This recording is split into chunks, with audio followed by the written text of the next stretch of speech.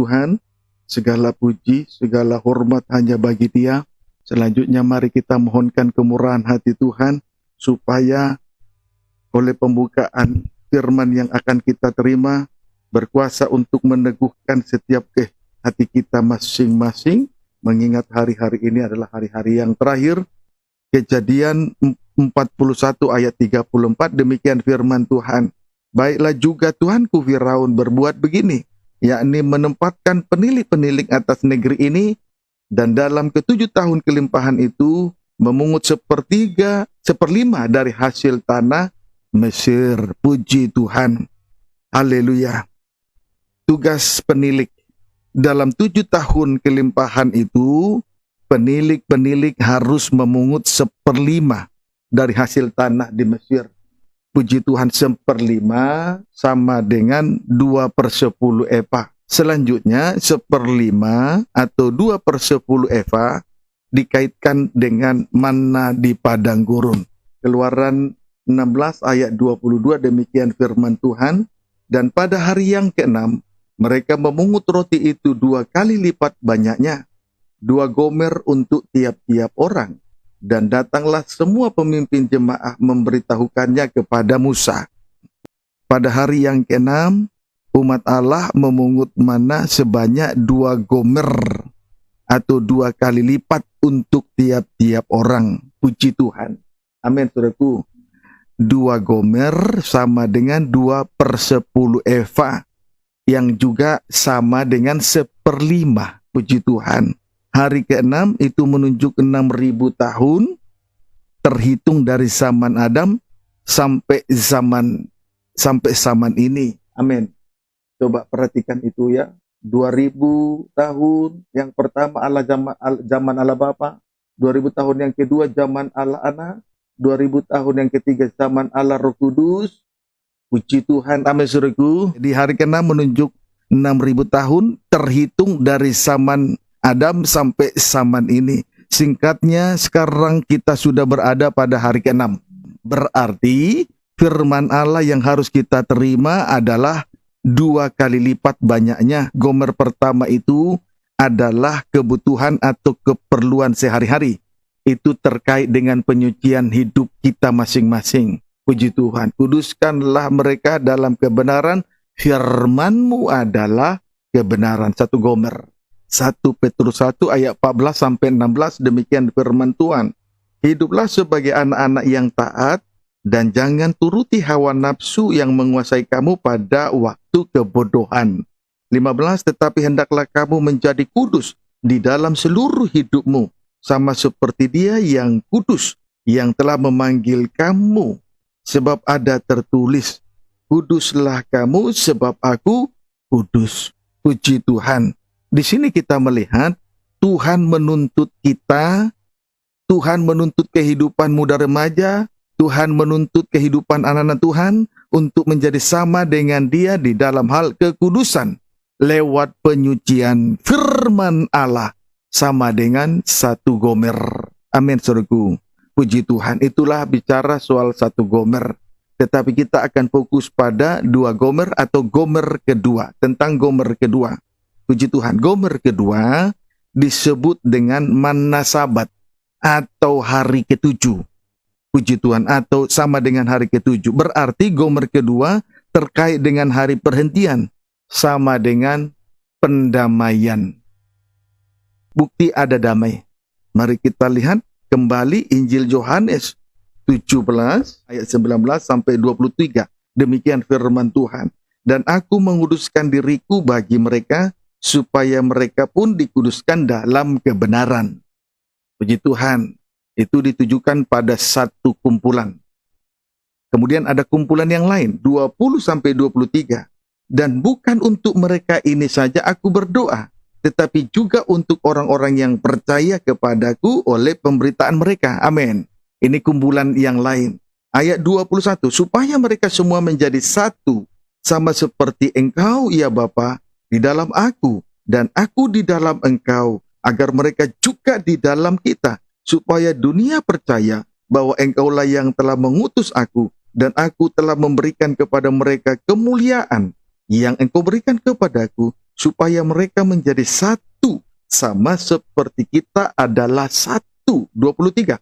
Aku di dalam mereka, dan engkau di dalam aku, supaya mereka sempurna menjadi satu, agar dunia tahu bahwa engkau yang telah mengutus aku, dan bahwa engkau mengasihi mereka, sama seperti engkau mengasihi aku. Puji Tuhan. Haleluya. Lihat ya. Ayat 19 itu berbicara tentang bangsa Israel. Amin. Sedangkan ayat 22 itu berbicara tentang bangsa yang lain. Itulah bangsa kafir, bangsa yang percaya kepada Tuhan, tentu lewat pembukaan firman. Namun kalau kita lanjutkan pembacaan pada ayat 21 sampai dengan ayat 23, bangsa Israel dan bangsa kafir telah menjadi satu dan sempurna. Berarti ada damai. Inilah yang disebut mana Sabat. Ayat 24. Ya Bapa, aku mau supaya dimanapun aku berada, mereka juga berada bersama-sama dengan aku. Mereka yang telah engkau berikan kepadaku, agar mereka memandang kemuliaanku yang telah engkau berikan kepadaku, sebab engkau telah mengasihi aku sebelum dunia dijadikan. Ayat 24, saudaraku, jelas itu berbicara tentang hari Sabat, hari ke-7.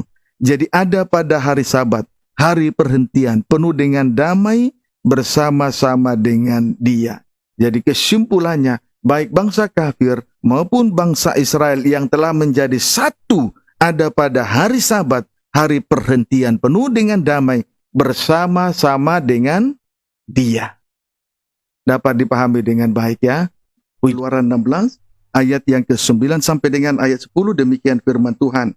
Kata Musa kepada Harun, katakanlah kepada segenap jemaah Israel, marilah dekat ke hadapan Tuhan, sebab ia telah mendengar sungut-sungutmu. Dan sekarang Harun berbicara kepada segenap jemaah Israel. Mereka memalingkan mukanya ke arah padang gurun, maka tampaklah kemuliaan Tuhan dalam awan. Jadi ketika Tuhan memimpin perjalanan bangsa Israel di padang gurun Sin, saudaraku, berarti Tuhan sedang membawa bangsa Israel untuk berada dalam kemuliaannya. Kemudian kalau kita berada di dalam kemuliaan Tuhan, maka tentu saja kemuliaan yang berasal dari dunia ini akan sirna, berlalu begitu saja. Sudah pasti kemuliaan dunia sirna, kemuliaan dunia lenyap, kemudian dunia di belakang, tidak ada artinya. Amin, saudaraku. Puji Tuhan. Haleluya. Jangan lagi hatimu terikat dengan dunia ini sedikit pun. Tidak ada artinya itu. Itu yang membuat engkau capek, cepat mati, cepat bangkit. Amin, saudaraku. Puji Tuhan. Injil Yohanes 17 ayat 23. Demikian firman Tuhan. Aku di dalam mereka dan engkau di dalam aku, supaya mereka sempurna menjadi satu. Puji Tuhan, jelas ini sudah berbicara soal hari perhentian, hari pendamaian atau pendamaian. Agar dunia tahu bahwa engkau yang telah mengutus aku, dan bahwa engkau mengasihi mereka sama seperti engkau mengasihi aku. Puji Tuhan. Saya tambahkan ayat 24. Ya Bapa, aku mau supaya dimanapun aku berada, mereka juga berada bersama-sama dengan aku. Mereka yang telah engkau berikan kepadaku, agar mereka memandang kemuliaanku yang telah engkau berikan kepadaku, sebab engkau telah mengasihi aku sebelum dunia dijadikan. Puji Tuhan. Saudaraku, dari ayat 23 dan penambahannya ayat 24 dapat kita menarik kesimpulan, hidup praktek memungut 2 gomer adalah hidup di dalam kasih Allah yang sempurna. Tinggal di dalam kasih Allah yang sempurna, atau hidup di dalam kasih Allah yang sempurna. Sebagaimana tadi, sebagaimana ungkapan Yesus kepada Bapa, engkau yang telah mengutus aku, dan bahwa engkau mengasihi mereka, sama seperti engkau mengasihi aku. Itu praktek memungut 2 kali lipat, 2/10 eva, 2 gomer atau 1/5. Tinggal di dalam kasih Allah yang sempurna.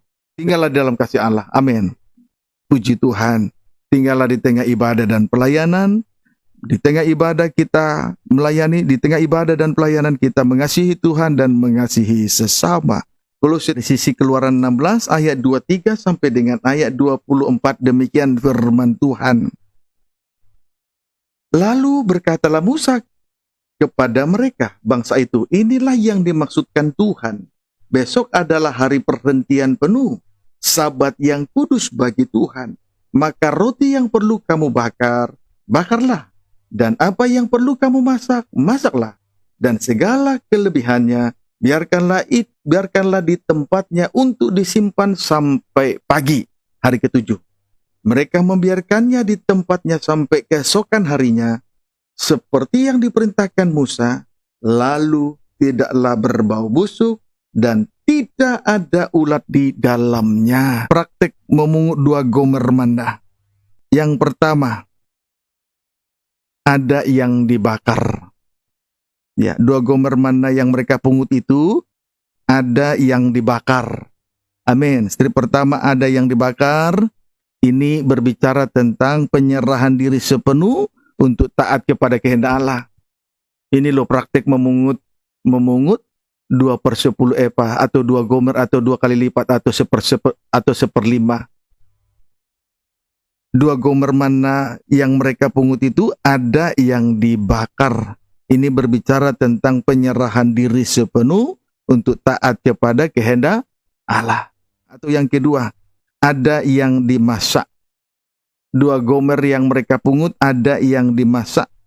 Ini berbicara tentang kelemah lembutan dan kerendahan hati, sama dengan kedewasaan atau sama dengan matang rohani. Puji Tuhan. Nah, itu praktek memungut 2 kali lipat. Hasilnya sampai pada hari yang ke-7, hari perhentian, strip pertama tidak berbau busuk. Sampai pada hari ke-7, hari perhentian, strip pertama tidaklah berbau busuk. Sama dengan pribadi yang tidak menyembunyikan dosa. Ini menunjuk kepada satu pribadi yang tidak lagi menyembunyikan dosa kebusukannya. Strip yang kedua, tidak berulat. Jelas ini menunjuk kepada orang yang lurus dalam hidupnya. Berarti tanpa liku-liku dalam hidup. Ular juga, supaya lurus, tidak berliku-liku, tidak bengkok, maka sepotong kayu salib harus ditusukkan dari mulutnya sampai ekor. Maka dia pasti lurus. Demikian juga, daging ini harus dihukum, mengalami penghukuman oleh salib, supaya jangan menjadi ladang yang subur bagi setan, supaya hidup kita jangan berulat, jangan berliku-liku seperti ular. Keluaran 16 ayat 31. Umat Israel menyebutkan namanya manna. Warnanya putih seperti ketumbar dan rasanya seperti rasa kue madu. Puji Tuhan. Ada 3 ciri-ciri dari manna. 1, warnanya putih. Putih sama dengan benar. Putih sama dengan suci, sama dengan benar. Menunjuk bahwa firman itu benar. Menunjuk bahwa firman itu benar. Sehingga kalau kita punya sikap positif terhadap firman Tuhan, maka yang kita lihat dari firman itu adalah kebenaran. Keluaran 16 ayat 13. Umat Israel menyebutkan namanya manna. Puji Tuhan, warnanya putih. Penjelasan tentang warna putih, warna kebenaran, amin. Kemudian yang kedua, bentuknya seperti ketumbar. Bentuknya seperti ketumbar. Ini ciri yang kedua, bentuknya seperti ketumbar. Ketumbar itu berarti bulat kecil-kecil, bukan? Karena bentuknya kecil-kecil ya, saudaraku, sehingga banyak orang menganggap bahwa firman Allah itu kecil. Sehingga firman itu tidak terlalu diperhatikan, bahkan cenderung diabaikan karena kecil. Padahal firman Allah itu lebih besar, dari segala apapun yang ada di dunia ini. Tergantung dari sudut mana kita memandangnya. Kalau dia orang duniawi, dikuasai oleh pikiran manusia duniawi, maka dia akan memandang perkara yang ada di dunia ini lebih besar dari firman Tuhan. Tapi kalau kita di dalam Tuhan, apalagi mereka yang sudah terpanggil sesuai dengan panggilan kudus, dia akan melihat firman itu begitu besar dan berkuasa. Bentuknya seperti ketumbar, berarti bulat, tanda dari kasih yang tidak berujung pangkal. Ibrani pasal 7 ayat yang ketiga, demikian firman Tuhan. Haleluya. Boleh pembacaan ayat 2, kepadanya pun Abraham memberikan 1/10 dari semuanya. Menurut arti namanya, Melkisedek adalah pertama-tama raja kebenaran dan juga raja Salem damai sejahtera, yaitu raja damai sejahtera. Ayat 3, ia tidak berbapa, tidak beribu, tidak bersilsilah, harinya tidak berawal, dan hidupnya tidak berkesudahan. Dan karena ia dijadikan sama dengan anak Allah, ia tetap menjadi imam sampai selama-lamanya. Jadi firman Allah itu tidak berakhir sampai selama-lamanya. Dari awal sampai selama-lamanya.